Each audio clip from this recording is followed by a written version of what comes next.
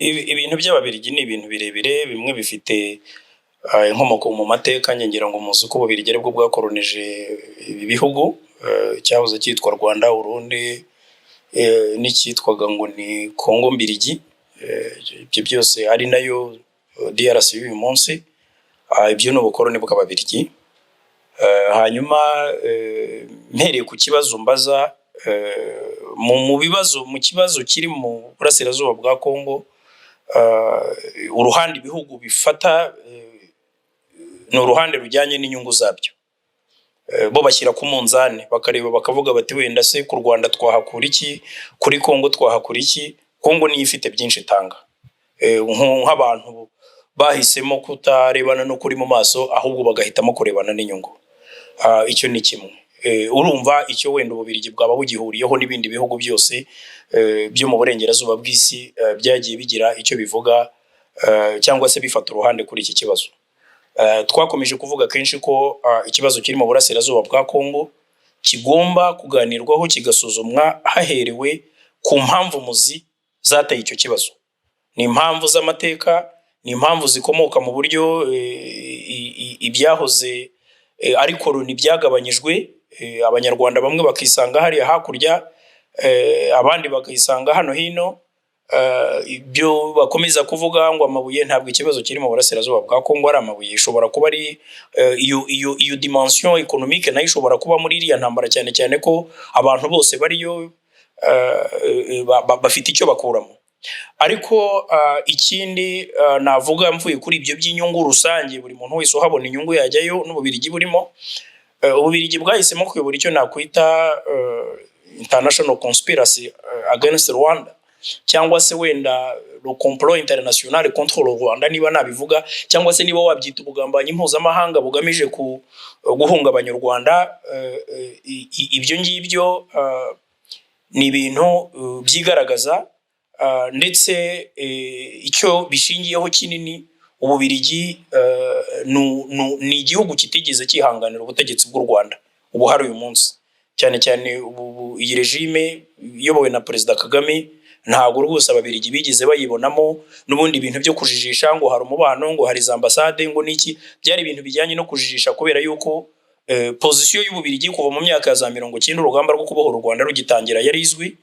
Ububiligi muribuka ko nabwo burimo abantu bigeze kohereza abakomando hano, bagakandiraho bagasubirayo birukanka. Ntabwo aho kandi bari ku ruhande rwa Habyarimana. Ikindi usubiye mu mateka ujya kureba ugasanga Ububiligi butaratanze ubwigenge bwuzuye. Hari ikintu cyitwa ubwigenge bucagase bwahaye u Rwanda, ndetse rugikubita muzi ko muri guverinoma ya Kayibanda harimo n'abazungu b'Ababiligi, hari abajyanama benshi b'Ababiligi muri za ministeri nyinshi. Ni ukuvuga ko Ububiligi muri make aho buhagaze ni ikintu nakwita mu zindi ndimi neocolonialism, ariko new colonialism mu Kinyarwanda wenda wabyita nk'ubukoroni mu isura nshya. Ubukoroni mu isura nshya ishingiye kuvuga ngo murakora ibi, nimutabikora ntabwo tubaha inkunga izi nizi. Ibintu rero abantu mu burengerazuba bw'isi barimo kudusaba birasa no kutubwira ngo nimufate ibiryo mutanga igihugu. Sinzi rero ibyo biryo aho twanabirira niba ari nabyo badukangisha. Ubu wafata ibiryo ugatanga igihugu, we wumva bishoboka? Hanyuma ikibazo cy'umutekano w'u Rwanda, impungenge z'u Rwanda, hari n'ingendo tuvuyemo mu rwego rw'akazi kacu nk'abagize inteko ishinga amategeko. Abantu bose twagiye duhura mu bihugu byo mu burengerazuba bw'isi, bose navuga ngo they are consuming Belgian pollution.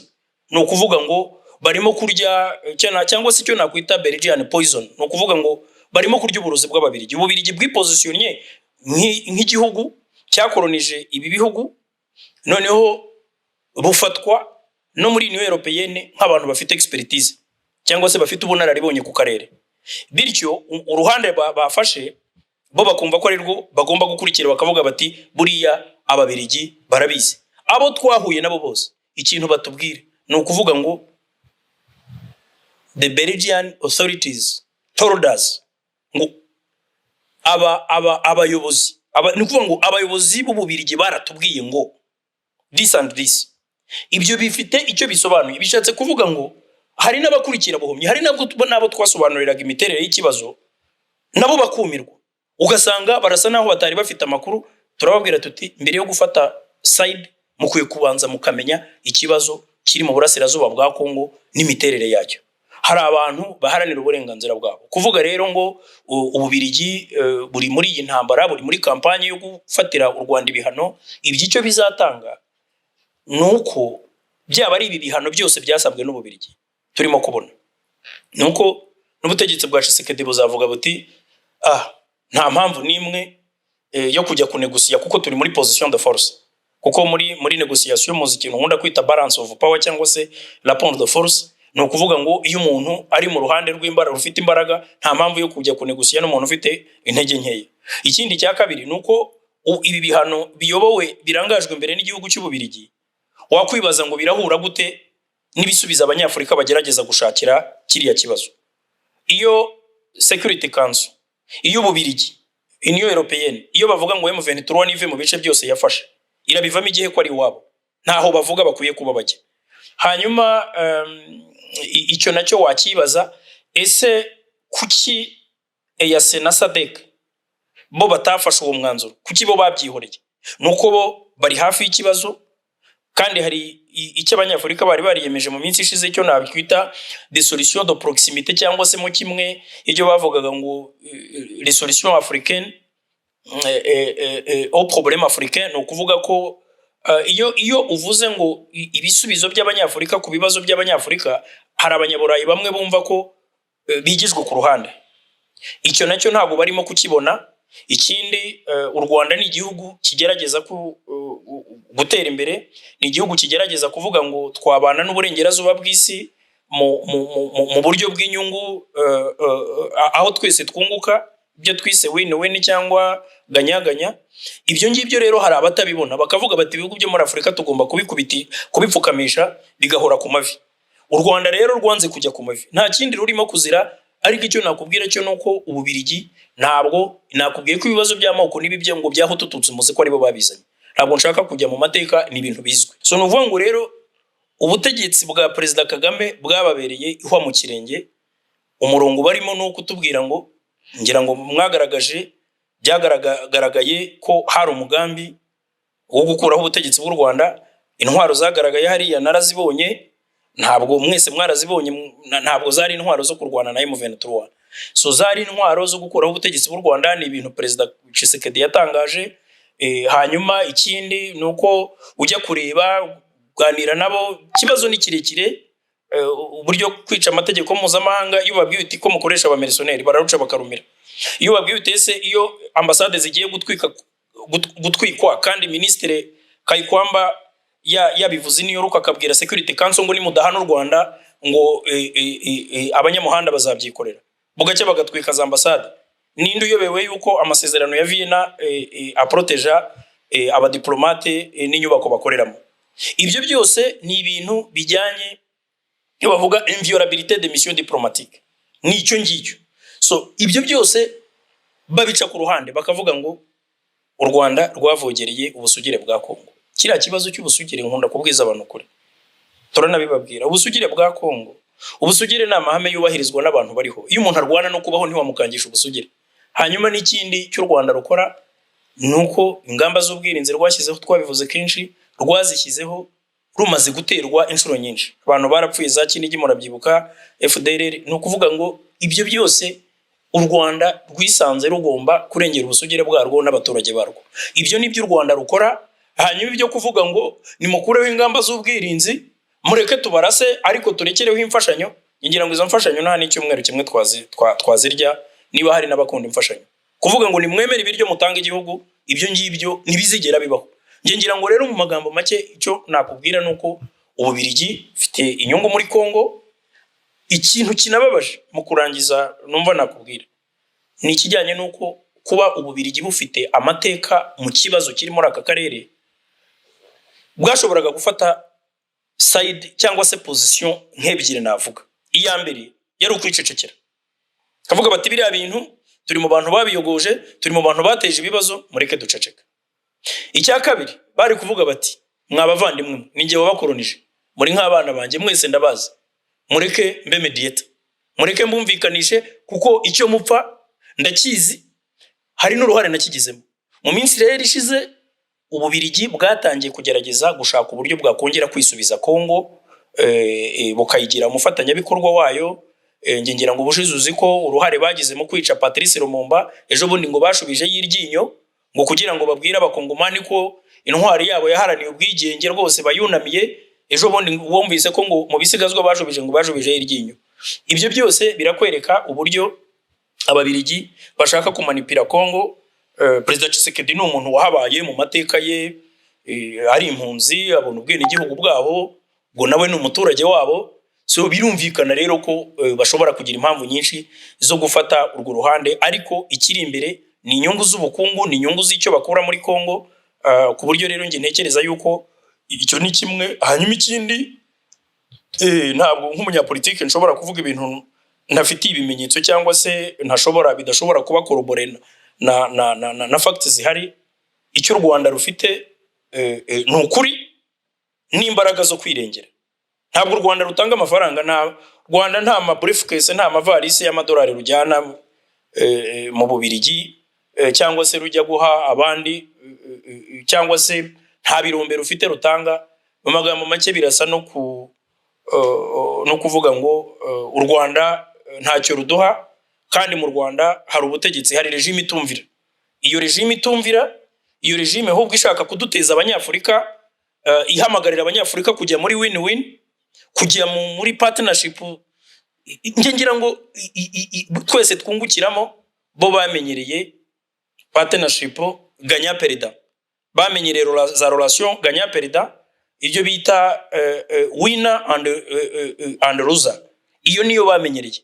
Iyo rero ntabwo bayishaka. N'ikimenyimenye nakubwira cyuko bari abantu barimo gukurikira buhumyi ibibera muri Kongo, cyangwa barimo kwiroha mu bintu batazi, bagafata ibihano n'ibyemezo bidafite aho bihuriye no kuri ground. Nuko Abanyafurika bazi iki kibazo. Ndakumenyesha ko nta gihugu na kimwe cya Afurika cyari cyafatira u Rwanda ibihano. Meme na South Africa yari yaje muri iriya coalition, za ambassade yacu iracyahari cyakora. Ibihano ntibakabyumve mu rwego rw'imfashanyo z'amafaranga no kugirana umubano ushingiye kuri za ambassade. Iyo igihugu kivuze ngo cyafashe, ngira ngo abantu bagiye badefira, ambasaderi Businge yarahamagawe, Sweden ambasaderi wacu baramuhamagaye, abantu bose baduhagarariye ngira ngo wagiye wumva mu Budage byarabaye, bagiye bahamagarwa bajya kubazwa ibyo bita gusamoninga aba diplomate. Muri diplomasi biba bivuze ikintu kinini. Ibyo ntaho byigeze biba mu bihugu bya Afurika. Nta gihugu cya Afurika nibura cyavuze ngo dufunza ambassade nubwo ntacyo twabahaga cy'imfashanyo kubera ko wenda turi ku rwego rumwe, ariko ducanye umubano. Ni ukuvuga ngo Abanyafurika ikibazo kiri hariya barakizi, baragerageza kugikemura, ahubwo mu burengerazuba bw'isi bakaza kubavangira kugira ngo ikibazo kidakemuka. Kariya kajagari rero barashaka ko gatinda kubera ko ariko bungukiramo. Urugero narangirizaho ni ukubona Perezida Lorenzo avuga ngo yahamagaje ibiganiro hagati ya M23 na leta ya Kongo, hanyuma bugacya mu gitondo European Union yafatiye ibihano bamwe mu bagomba guhagararira M23 muri ibyo biganiro. Ni gute se wowe washyiraho ibihano warangiza ukavuga ngo urashaka no kuganira nanjye? Uraganira nanjye se ndi mu bihano? Ntabwo binashoboka. Ibyo urumva ko binajye no muri wa mujyo wo kubana leta ya Kongo yarakatiye urwo gupfa abivuga ko ishaka kuganira nabo. Ibyo bintu se wumva bishoboka? Donc ni ukuvuga ngo rero uku gukomeza kubusanya hagati y'ibisubizo by'Abanyafurika no mu burengerazuba bw'isi, mu burengerazuba bw'isi barimo kubikora babishaka kugira ngo hakomeze habeho kariya kajagari. Bo Ububirigi bubiryamiye nk'uko bwaryamiye ibyo mu Rwanda. Ndakumenyesha ko mu bihugu byari bizi neza ko mu Rwanda hagiye kuba jenoside kandi yari igamije kwibasira Abatutsi, Ububirigi buri kwisonga. Ububirigi buri mu bihugu muri 94 byari bizi neza yuko hano hagiye kuba jenoside, ariko nabwo bwaricecekeye. Hanyuma ikindi nuko Ububirigi bwari bufite ingabo muri minuwari hano. Ku Ububirigi bwari bufite ingabo muri minuware, ngira ngo n'uwari ushinzwe aka gace ka Kigali, yo bita secteur opérationnel ya Kigali, ni Colonel Luc Marshal wari wungije Romeo Dallaire, kandi Luc Marshal yari Umubirigi. Bivuze ngo amakuru yose n'ibyategurwaga biganisha kuri jenoside byose Ububirigi bwari bubizi, ariko buraceceka. Nubundi rero n'uwo murongo bakomeje, kandi ububirigi buri mu bantu bakomeje kuvugana na leta y'abatabazi yakomezaga gukora jenoside.